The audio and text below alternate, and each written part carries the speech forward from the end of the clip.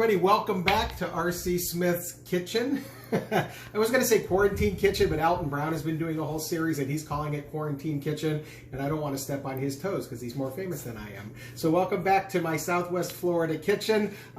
I'm really excited about this recipe. This is very, very cool. This is the first time I've ever made it, the first time I've ever tried it, and we'll see how it comes out together, shall we? I am making a hot chili pepper pesto. I'm a big fan of pesto, but quite honestly, the traditional pesto with basil and pine nuts and Parmesan cheese, it gets a little bit old after a while. So you can make a pesto out of anything. You can make it out of arugula, you can make it out of baby spinach, anything that you want.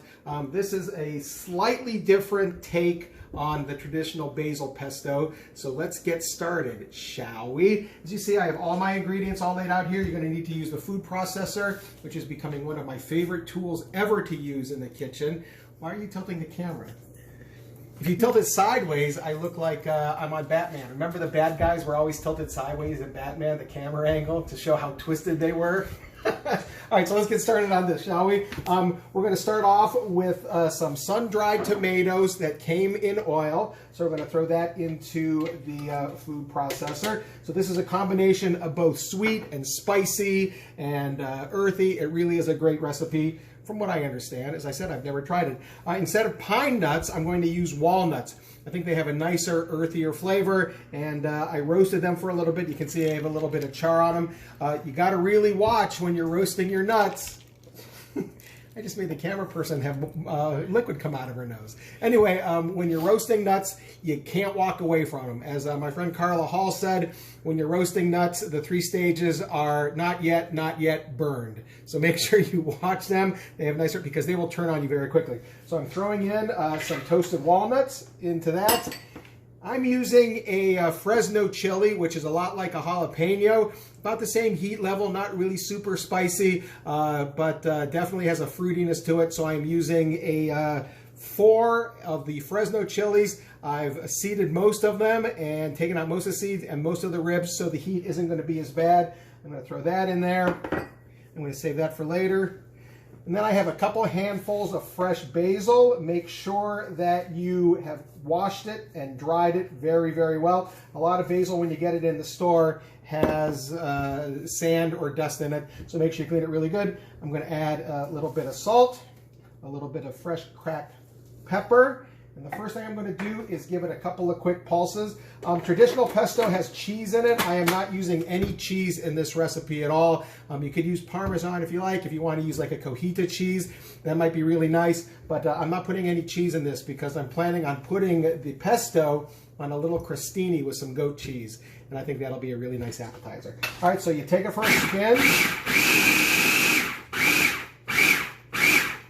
All right, and when you get it to about halfway done, you give it a good scrape.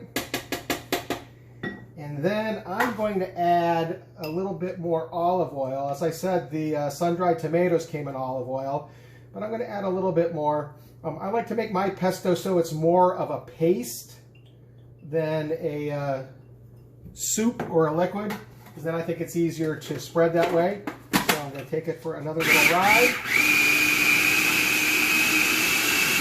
And that, my friends, holy smokes, that is looking tremendously good. Take a look in there. Look at the colors, and you can smell the basil. You can smell the peppers. I'm going to add just a little bit more olive oil because I want it to be just a little thinner. And of course, all this is to taste. All the ingredients, I probably did about a cup of the of the sun-dried tomatoes, a cup of the Fresno chilies, and a cup of the walnuts, and probably about 2 cups of the basil.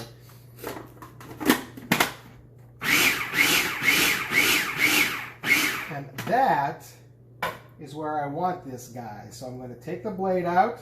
Be very careful because the blade is very unforgiving. Take the blade out. Bring a bowl over here. Take this. Sorry, I'm left-handed, so you're looking at the bottom of it. I don't know if you know this, but I have a twin brother, and he's right-handed. No lie. We're called mirror twins. And it's great because when I look in the mirror, I'm on the good looking side. All right, so we're gonna put this right in the bowl like that. Put that back on. I'm gonna add just a little more olive oil.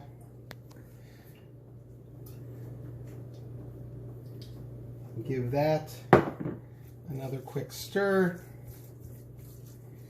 And now we get to taste it. I'm gonna have my camera person do a little taste.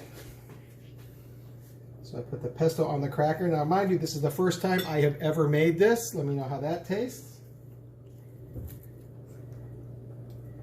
On a cracker.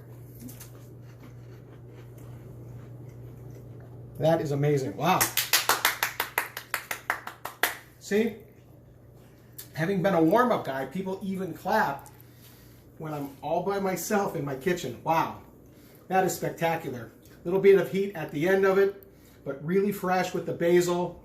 The bottom note of the walnuts is really good.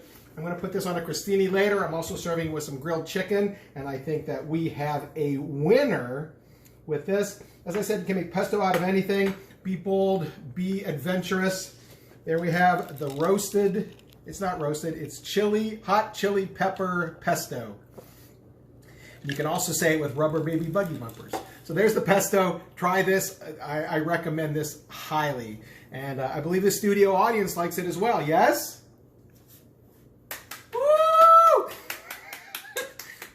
Takes me back to my warm-up guy days. My name's R.C. Smith. Make this. It's delicious. See you soon.